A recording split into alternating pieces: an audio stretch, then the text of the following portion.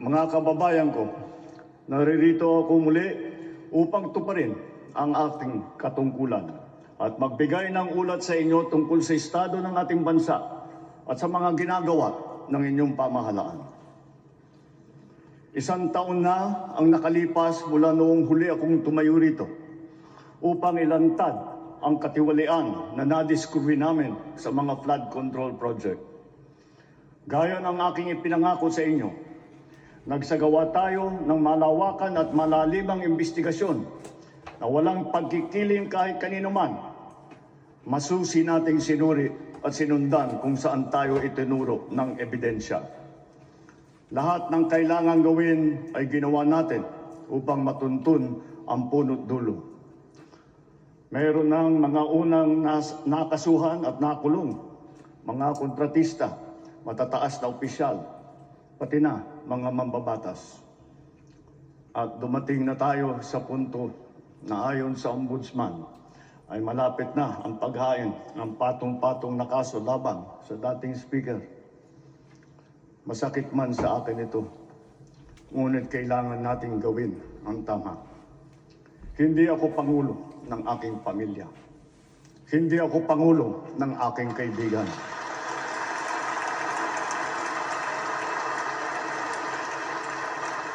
Ako ay Pangulo ng Pilipinas at ang tungkulin ko ay sa inyo, ang aking mga kapwa Pilipino.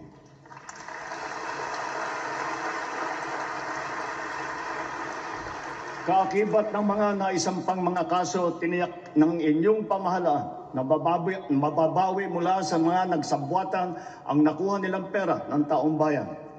Gayon din, pinigilan natin ang paglabas ng pera ng bayan na ipambayad pa dapat sa mga depektibo, peke o guni-guning mga proyekto at mapupunta lamang sa mga bulsa ng mga tiwalaing kontraktor at opisyal.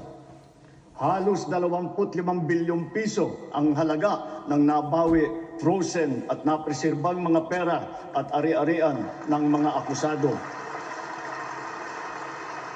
Ang mahigit 800 milyong piso dito ay agad nating nabalik sa Treasury. Lahat ng mababawi mula sa mga sangkot na tiwali ay agad ibabalik sa kaban ng bayan. Ipinapaubayan na natin ang pag-uusig sa Ombudsman at sa ating mga pinalakas na National Prosecution Service. Nananalig din tayo sa makatarungang hatol ng hukuman. Makakaasa kayo na ang gulong ng hustisya ay tumatakbo.